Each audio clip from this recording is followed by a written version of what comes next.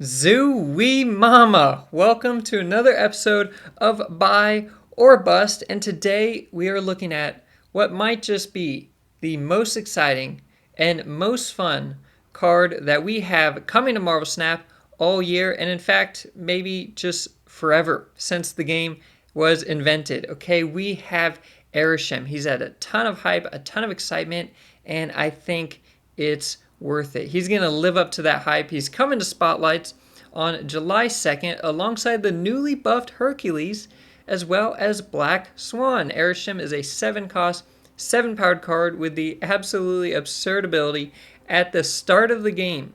Gain +1 max energy and shuffle 12 random cards into your deck. So you have the fastest ramp possible in the game. Okay, turn 1, you have 2 energy already. That's crazy, but you also have 24 cards in your deck, and only 12 of them are ones that you put in there. Okay, one of those 12 being Arishem. So Arishem accounts for more than half of your deck. Okay, Arishem and the cards he creates are accounting for 13 out of the 24 cards in your deck. It's absolutely bonkers. Some people think he's going to be really fun, but just a meme and not competitive. But other people, myself included, think he's going to have a competitive side. Okay, he is better than people think, but regardless, he's going to be a blast. I'm going to go into his best synergies, some deck ideas that I think will win you games, and just give my overall thoughts on how he will perform, the Spotlight Cash, and if he's worth it. But spoiler alert, yeah, you're going to want to pick up this card. Let's get into it. First up, let's look at his key synergies, okay? These are cards you're going to see about half as often as you normally would because your deck is double the size, but when you do see them, this could just go crazy. First up is a card like Quinjet.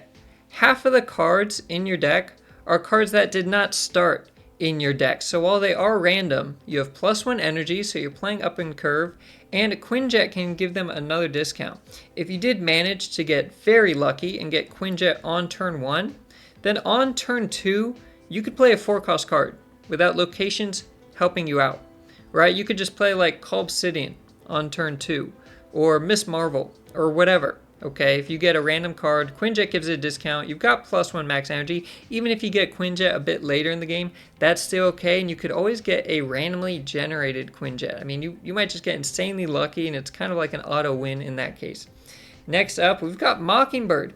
Again, most of the cards you're playing did not start in your deck. That means every time you play one of those cards, Mockingbird is getting a discount. I mean, on turn 1, if you played a random 1 or 2 cost card that Arishem generated, and then you'd play another one, say on turn 2, well, turn 3, you can play Mockingbird.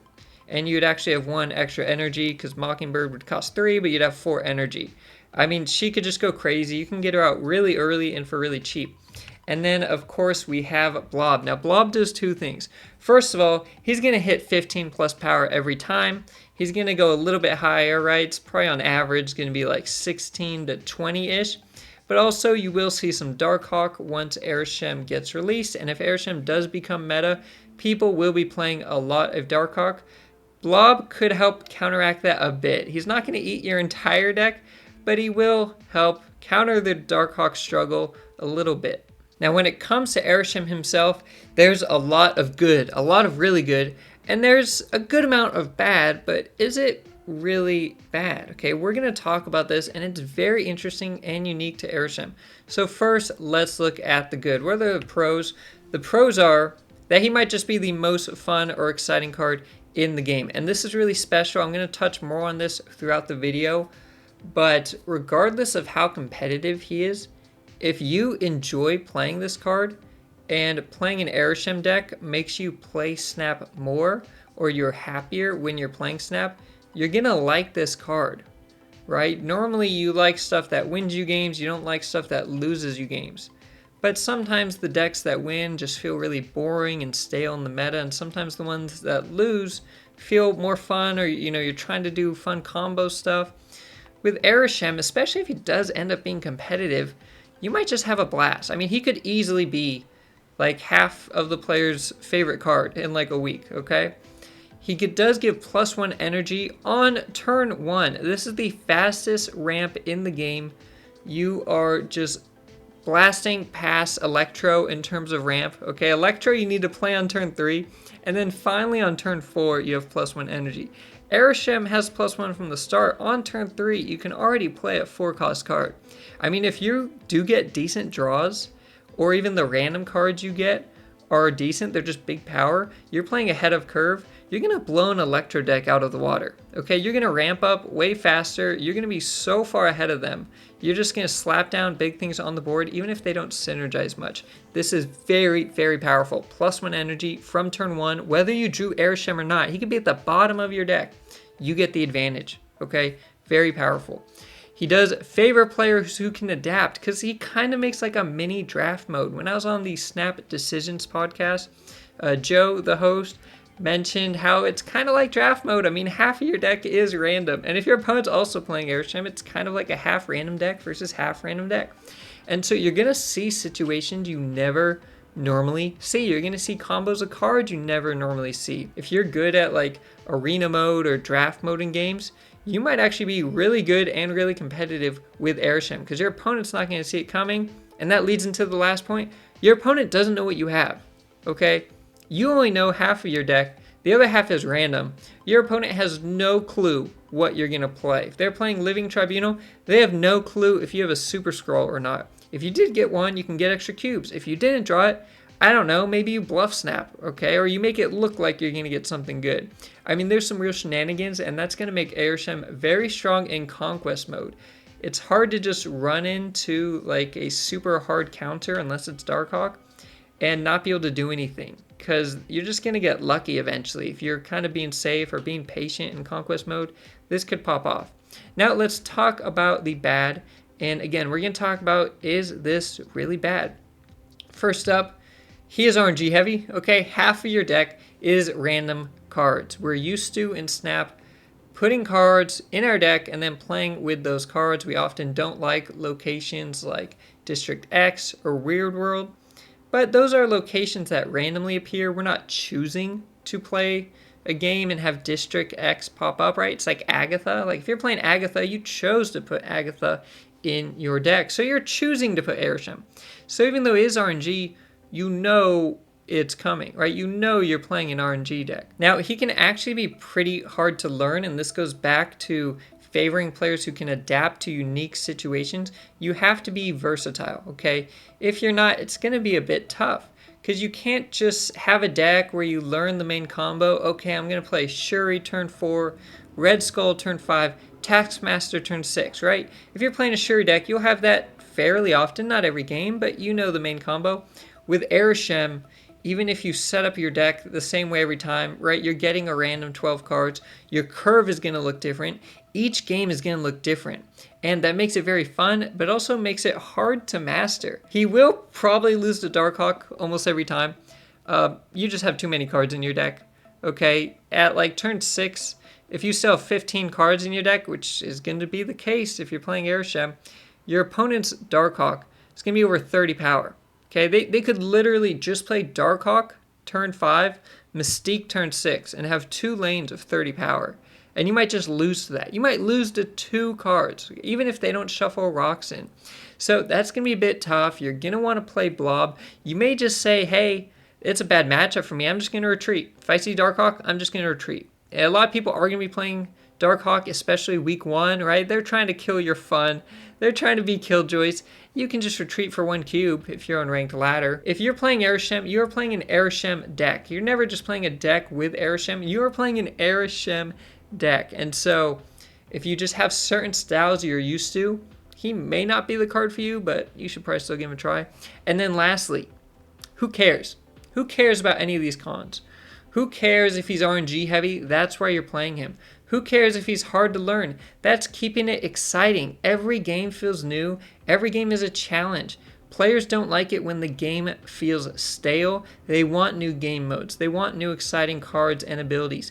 Arishem is giving you these things. And this is just my friendly reminder that if you're enjoying this video, to please give it a like, give it that thumbs up, and subscribe to the channel if you have not already, because we cover every single new card in Marvel Snap and more. Now let's talk about Arishem's floor and ceiling.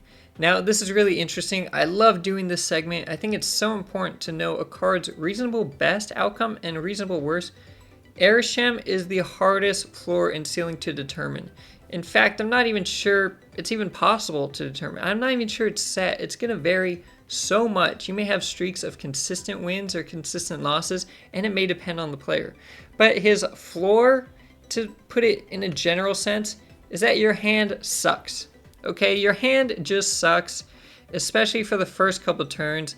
By turn 3 or 4, you're going to have 4 or 5 energy. You're going to be able to play stuff, but it may not have any synergy, right? Your opponent may have a deck where they got good draws, they got off to a good start, and you have no synergy, you don't have any counters to what they're doing, and you're just way behind, okay? Because all your cards were just random crap, you know? Maybe you had stuff, I don't know, like Ebony Maw, and you couldn't use it, or you have like Destroyer in hand. You just get these random cards that you actually don't want to play. A Tuma, you know, whatever it may be. So that's going to happen. In that case, I don't know what his effective stats are. I mean, he's in your deck. You don't even need to draw him, but you just retreat. Hopefully you retreat for 1 cube because you see the RNG just got the best of you. And this obviously is not viable, nor is it competitive, but his ceiling is very good. Arishem's ceiling is that for basically the whole game, you are playing ahead of curve with great cards. So on turn 1, you slap down a good 2-cost card, right? Maybe you slap down Athena. Maybe you slap down Lizard, White Widow on turn 1. Okay, that's huge. Turn 2, you slap down a big 3-cost. Maybe you got a Gladiator or something, you know. Turn 3, you slap down a 4-cost. I mean, you're just going to ramp up. And again, even if your opponent's playing like Electro or something, they're just behind you. You're just going to out-tempo. If you draw well with Arishem, you're going to win most of the games that you play. Okay, most of the games where you draw well, you're just going to steamroll because you're just way ahead of tempo. And so again, no real effective stats here, but you kind of just win. If you get good draws and you have this extra energy, you kind of just win. So that would be overpowered if you did it every time. But of course, the problem with Arishem is that you have these random cards and you're not always getting great draws. So where does he fall on average? Well, I don't know. Nobody knows. Okay? Anyone who thinks they know doesn't. If you hear someone say they know Arishem's going to be really strong, they don't know. If someone says they know Arishem's going to be really bad and just a meme, they don't know. Okay? We simply do not know. Even once Arishem comes out, I'm not sure we will ever know. It's going to be so random. You're going to have some draws where there's basically nothing your opponent can do. There's no deck that could beat you. Okay, there's just nothing. But you're going to have some draws where your opponent could beat you with absolutely anything. You might lose to bots. Okay, we do not know where he will be on average. I'm not even sure he's going to have an average. So he is the hardest floor and ceiling I've ever looked at. I'm not going to claim, I'm not going to pretend I know where he's going to be. All I know is it's going to be a good time. Now let's look at the 3 decks that I've put together for Arishem. So just a reminder, you would get these cards here plus 12 random ones drawn in between. And so you're not always seeing the cards that you actually put in your deck, but hey, that's part of the fun. First up, we have Big Dumb Arishem. Okay, this is the Big Dumb Idiots deck, but with Arishem. All my decks, I'm putting Arishem in the name. I mean, you have to. It's fun, and he just makes his own archetype, right? He creates something completely new. So this Big Dumb Idiots deck is a really good home for Arishem, I think, because first of all, it's pretty expensive. I actually made it even a little bit more costly. I made some changes. I threw in Mockingbird as well, but you're just slapping down big power. If you get Maximus on turn 1 into Gladiator on turn 2, your opponent probably just retreats, okay? Imagine that, turn 1 Maximus, turn 2 Gladiator, turn 3 Crossbones, okay? You just won that game. I don't care what your opponent is playing, you just won that game. Zero and Cosmo, and even Armor, can actually be really good assistance for your random cards. You know, maybe you do randomly get in a Tuma or Destroyer. Those cards see play in the Big Dumb Idiots deck. Okay, I took them out here, but we've still got the tools to help them if you get these random cards that seem bad. Next up, I've got Drawshem. Not the best name, you know, I tried to do what I could, but basically it's Arishem where you're trying to draw cards, okay? You have the energy to play stuff, you just want to draw that stuff. So we've got Nico, she can of course give you a draw. We got Crystal in here, give you a draw. We even have Adam Warlock. I'm only putting Adam Warlock in a deck, seriously putting him in a deck, because if you do ever have him in hand, you play him on turn 4, right? You've got 5 energy. Every game where you have Arishem, you have 5 energy on turn 4. Even if your opponent has Mobius or something, it doesn't matter. Mobius does not stop your extra energy. And so you get Adam Warlock down on turn 4, you're drawing 2 extra cards, right? You get the draw on turn 5 and turn 6 if you're winning the lane. We've got Fastos to power stuff up. If we get Quinjet on the board, he can also discount what comes out of Agent Coulson. Crossbones, just good power. And then again, we just got big power stuff. You play the Mockingbird, you play the Blob. We got Doom and Odin. Odin really only hits Dr. Doom from the starting lineup unless you hit Blob again. But Odin could also trigger the random cards you get. There's just a lot of on reveals in the game, right? You're going to get a lot of cards that are just on reveals and pretty beneficial. You may hit them with Odin again. Maybe you get a random Wolfsbane or Sage and you decide to play it. Just slap down Odin. And then you could even play Arishem just for his 7 power. That's not too bad. And then last up, I've got High Evo Shem. Okay, again, forgive me on the bad naming here. I think this could be a really good deck for Arishem as well. I think the big dumb Arishem might be a bit better. But High Evo does like floating energy. Okay, Arishem gives you extra energy. You're going to float energy all the time. Turn 6, you have 7 energy. You know, if someone plays Magic, or if you want to put Magic in this deck, although you won't draw her all the time, that extends the game even more. It gets even crazier. But even here, you know, turn 1, you play Sunspot. Sunspot would power up on turn 1. Okay, Hulk would get powered up in your hand still on turn 1. You can get Leech Out on turn 4. Remember, he works early again. He's back to being an on-reveal. So you get Leech Out early. You can get a Claw out early. Obviously, She-Hulk benefits. Like, because you have this extra energy the whole time, but you're not limited to only playing 1 card a turn like when you have Electro, High Evo really, really likes the bonus energy that Arishem gives you. And it's okay to mix and match this with random cards because they're not super synergistic to each other. It's just everything's kind of powering up or hitting down the points of your opponent's cards, like with Cyclops. Okay, it's not like Destroyer or Discard where you need a full synergistic deck. And now we have High Evo as a 4-cost 6 powered card. I mean, this deck might just hit. Now let's look at this Spotlight week as a whole, because I think you should get Arishem, but should you get him with collector's tokens or through Spotlight caches? Well, in terms of token value, it's good, it's fine. Arishem Series 5, Black Swan is still Series 5. She was previously a Season Pass card. You may still not have her if you didn't get that Season Pass. So this could be a good chance to pick her up, although she's not amazing. And Hercules is Series 4. Okay, so he's only 3,000 tokens. In terms of being competitive, you know, it's okay. Now, I'm not really including Arishem here. I'm more looking at Hercules and Black Swan. Hercules did just get buffed. He went from being a 4/7 to a 3/4. For move cards, the cost is everything. I do think that 3-cost Hercules is going to see more play than he did as a 4-cost. And especially in September, when we have the symbiote season, you got all these Spider-Man cards. They're moving stuff around. Hercules might actually get really good value. Black Swan, on the other hand, she's kind of whatever. I kind of consider her F tier. Some people like her a little bit. You just don't need her for anything. You know, I hope they do make her cheaper at some point. Like Hercules, she just may needs a buff, needs to be cheaper. But Hercules now, I think, might be kind of decent. Okay, maybe even good come September. Now, in terms of the variants, I think they're good. I'm not sure if they're good or if they're amazing. Art is subjective. The Arishem one I like, okay? He is the judge. He's about to, you know, make a decision. Hercules one I think looks pretty cool. He doesn't have too many variants in the game, so I might just chase after this one.